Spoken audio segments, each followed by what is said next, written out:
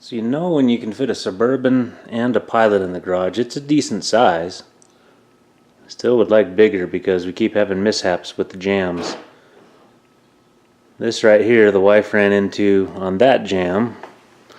So that mirror's been busted for longer than I care to admit.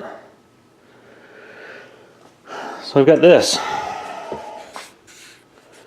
And it would appear to me 3 bolts and an electrical hookup, it looks like it's going to be fairly simple. Looking on the interior, there's just this simple trim piece. So figure out how that comes out, and I bet we've got total access to the wire and the bolts. And this is what it appears to be to me. Unless that's one of the bolts right there, maybe. I really ought to have better lighting. There you go. It looks like there's a 10 millimeter or so bolt in there. If so, then I need inside deeper than I think. Which means I have to pull the whole panel off. This should be fun. Alright, so it does pull off that simple, but it also illustrates why this truck is nice and quiet. They spent the extra time to put all this sound insulation everywhere. Thought about buying something like this and sticking it everywhere in the Suburban, something real lightweight. I've done all the sound deadening, but any which way, back to what I'm trying to get done. 1, 2, 3 bolts. Is that a nut? And just one simple electrical connection, and I think it's really that simple for this mirror. When this originally happened and we were in for an oil change and stuff, I asked the guys at Big O to get it done, and most of their sources, they seriously were looking at $200-300 for a freaking mirror. And like anything else, you go to Amazon, and I'm not faulting the guys at Big O. I love those guys; they do good work. But 40-something bucks is what I paid for this mirror. So back to this, you can see brass clip. Those little hooks there that fit down in this hole and this hole. Man, this is horrible lighting. I need to try this again. Alright, let's shed some light on the subject. So you can see in here, yes, I was hoping you can just pull off the trim piece. And you see it's got 2 of the brass spring clips, but it's also got these plastic ones here. So the plastic ones you see go down here, the brass ones go in here. So it simply holds it on there. And that means, if I wouldn't drop it, you slip a part of that panel behind this. You don't have to take off the door. So good design, Honda. These bolts, nuts, bolts, they're all bolts. They're all 10 millimeter.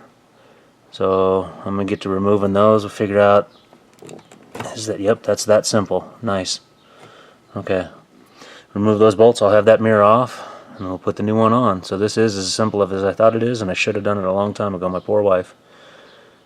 Honestly, too many pokers in the fire. Too much stuff to do for me. I always feel scatterbrained with all the things I'm trying to get done. But what I thought I was going to do today fell through, so I'm doing this today. So, Merry Christmas to my wife in August.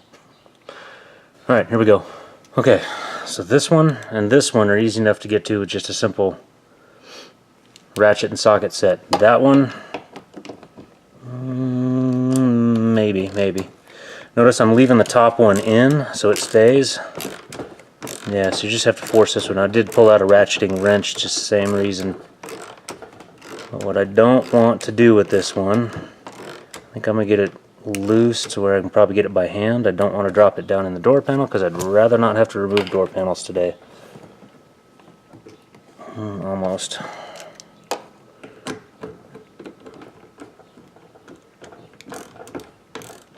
But I'm leaving that top one in there to keep the mirror pinned until I've got these ones fully loose. Grab on the end of it.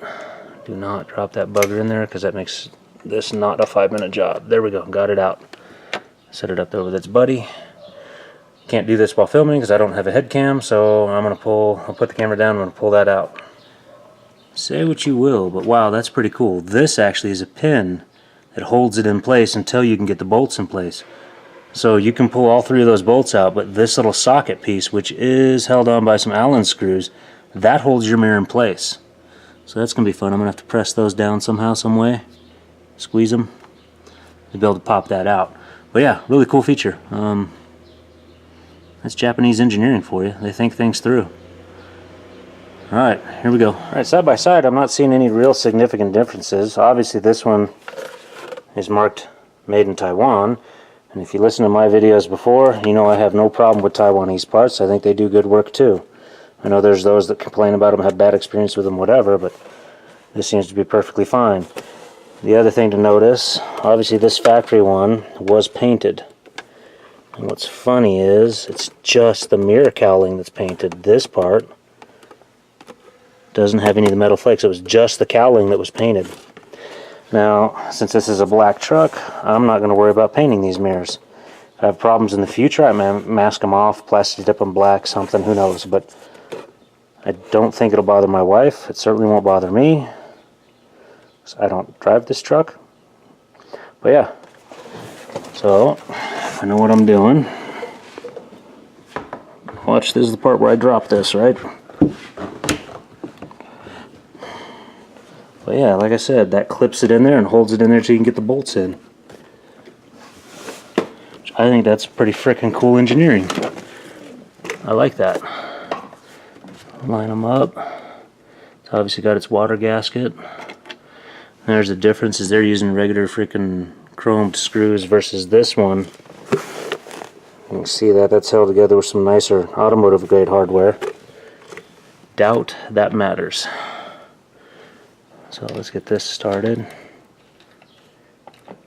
Okay, I gotta put the camera down for this.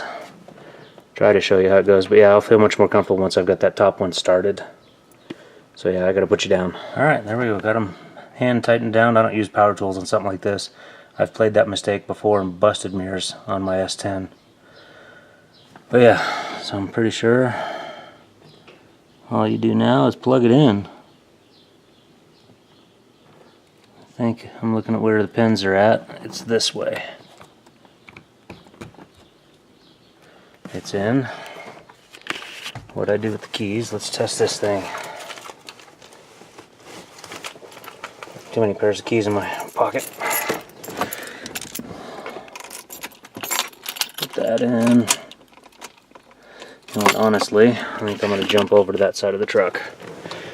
Alright, let's see what happens.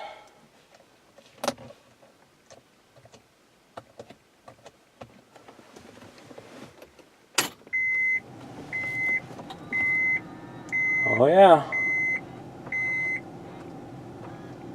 I'm just going to get it close. My wife can tune it for what she wants, but you can see that. It's moving. Doing what it's supposed to. Alright, a win for me. Quick video. Quick install. Finally a project like, oh, this would just be 10 minutes, and it was literally about 10 minutes. So, simple thing to install. Amazon, 45 bucks. Taiwanese company. I have no problem with Taiwan. I think their parts are just fine on any of the vehicles I've owned.